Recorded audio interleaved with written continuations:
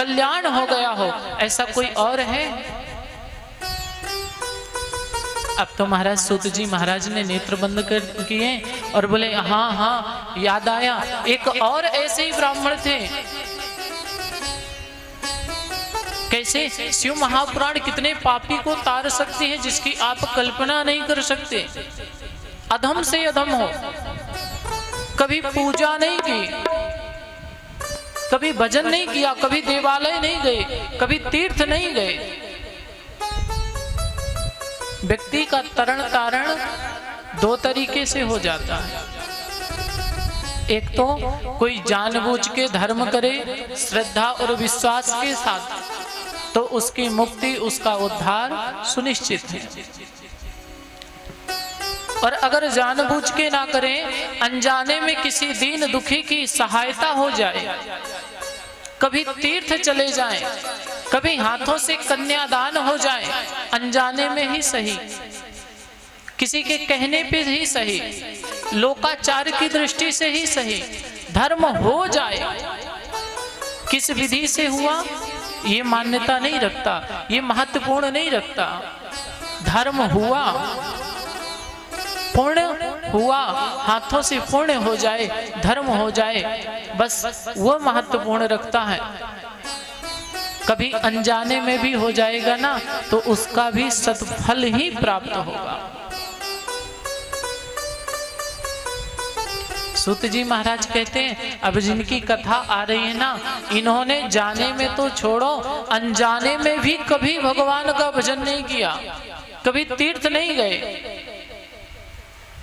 और अकेले इनकी बात नहीं है, इनके ग्राम में जितने थे, जितने इनके गांव में थे, उनमें से कोई भी तीर्थ भजन पूजन जानता ही नहीं था। अब जब इतने भी साल, बोले कभी ब्राह्मण होते हुए भी कभी मंदिर नहीं गए, देवालय नहीं गए। अच्छा देखिए, मनुष्य का जन्म किसी भी कुल में हुआ हो, लेकिन मूलतः संस्कार तो वही रहते हैं जो घर में गार्जियंस, जो घर के बड़े बुजुर्ग करते हैं, वही संस्कार बच्चे में भी होते हैं। अगर घर के बड़े बुजुर्ग रोज सुबह प्रातः काल उठ करके 2 घंटे भगवान का भजन करते हैं ना, तो आज का जन्मा नवजात शिशु भी अगर 2 घंटे नहीं करेगा तो 2 मिनट जरूर करेगा। अगर घर के बड़े बुजुर्ग भगवान की भक्ति करते हैं, दूसरे का सम्मान करते हैं, तो पक्की बात है उनके बच्चों को भी सिखाने की आवश्यकता नहीं होगी। सूत जी महाराज कहते हैं, ब्राह्मण कुल में जन्मा है, अगर किसी ब्राह्मण की कथा है तो कम से कम कुल में, ब्राह्मण कुल में जन्म होने के कारण एकाध माला कभी तो गायत्री जाप कर ही लिया होगा। जाप छोड़ो, कभी तो गलती से तो शिव जी के मंदिर जाके 1 लोटा जल तो चढ़ाया ही चढ़ाया होगा। सूत जी महाराज कहते हैं, इतना भी किया होता ना तो भी कल्याण सहज में हो जाता, ये भी नहीं किया। कहने का अभिप्राय है, आज के समय में लोग भ्रमित रहते हैं, किसे पूजें, कहाँ जाएं। थोड़ी सी समस्या आई तो हनुमान जी के पास चले गए, हे प्रभु कल्याण करिए। इतने शनिवार, इतने मंगलवार व्रत रहेंगे, इतना पाठ कराएंगे, इतना लड्डू चढ़ाएंगे, कल्याण करिए। और विचित्र बात तो यह है, जब तक हनुमान जी सुनते सुनते तब तक इधर देर हो गई, पता लगा ये देवता ठीक नहीं, सो 2 पैर आगे बढ़ाए और माता दुर्गा जी के मंदिर चले गए।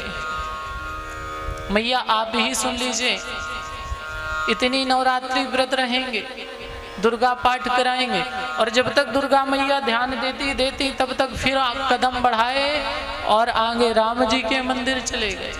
भ्रमित रहते हैं, कभी इस दरबार में गए, कभी उस दरबार में। ध्यान देना, जाना हो कहीं भी जाइए, पूजा किसी की भी कीजिए, लेकिन जब कहीं कोई रास्ता ना दिखे तब मेरे भोले बाबा के चरणों पे पहुंच जाइए। और अगर आप संकट आने के पहले ही भोलेनाथ के पास पहुंच गए तो फिर तो कहना ही क्या है।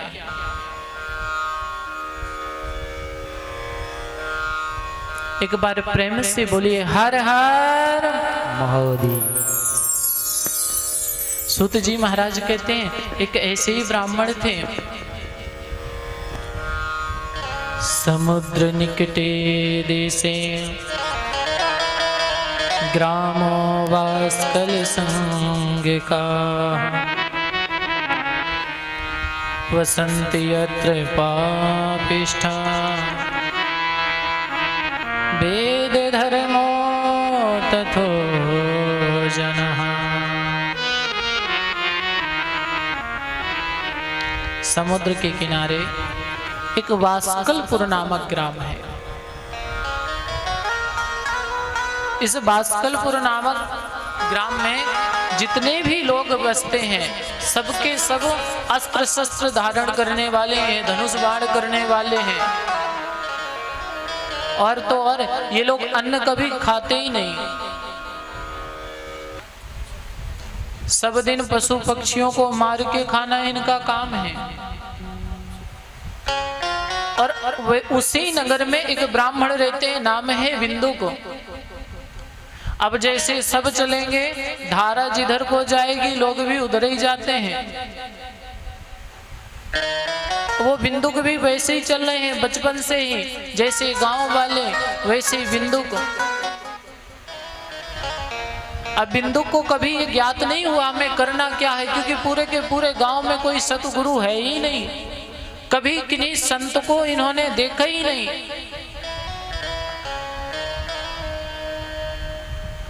महाराज निवास कर रहे हैं। एक समय ऐसा आया, इन्हें बिंदु का विवाह हुआ। विवाह के उपरांत धीरे धीरे लगे लगे पाप कर्म में अपने पथ से और भ्रष्ट होते हैं, क्योंकि जैसा खाएंगे अन्न वैसा होगा मन।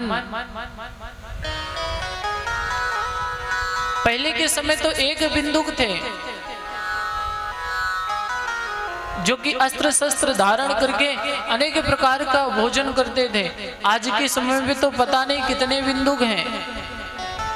कोई भी सात्विक भोजन करने से तो बहुत लोग डरते ही हैं, जब देखो तब खाना पीना दोनों ही बदल गया।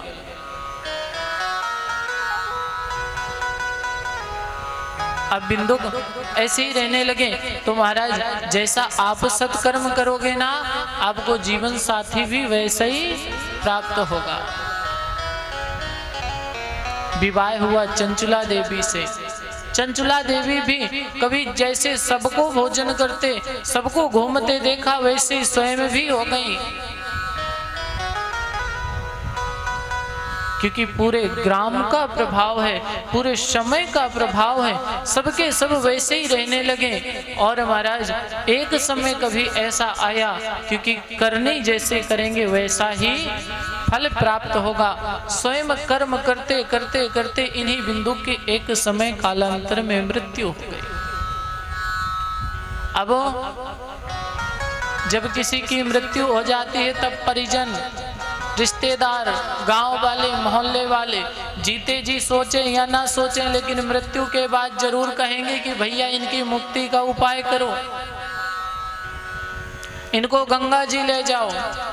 अच्छा, घर वाले कमजोर भी होंगे, अगर किन्हीं के घर में किराया भी नहीं, गंगा जी जाने का सामर्थ्य भी नहीं, तो भी मोहल्ला वाले सहयोग करेंगे, भैया मुक्ति कराओ। क्यों?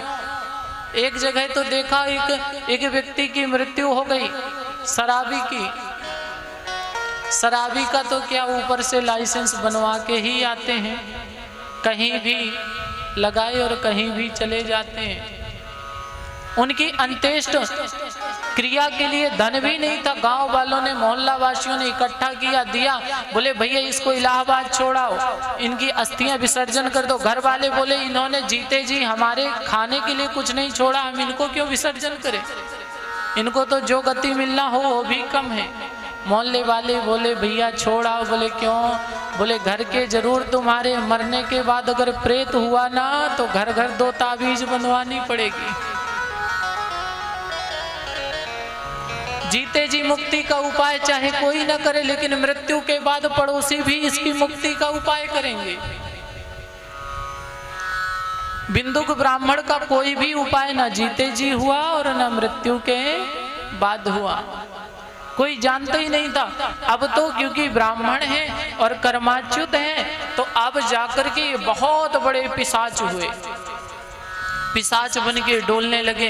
धीरे धीरे धीरे धीरे उस गांव का भी विनाश होने लगा, पतन होने लगा। और परिस्थितियां कितनी भी हों, संकट चाहे कितना बड़े से बड़ा हो, लेकिन एक बार जो भोलेनाथ का हो जाता है ना, उसके संकट भी उससे बहुत दूर हो जाते हैं।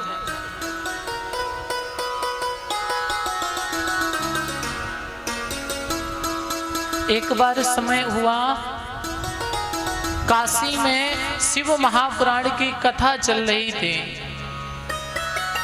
और भोलेनाथ की कृपावश, क्योंकि जब तक कथा प्राप्त नहीं होती, जब तक साक्षात महादेव की कृपा ना हो। अगर अपने मन से कोई सोचे कि हम भगवान की कथा सुन आए, हम भगवान की कथा करा लें, तो भी संभव नहीं है। कलयुग अनेक प्रकार से विघ्न करता है। कहा भी गया है यही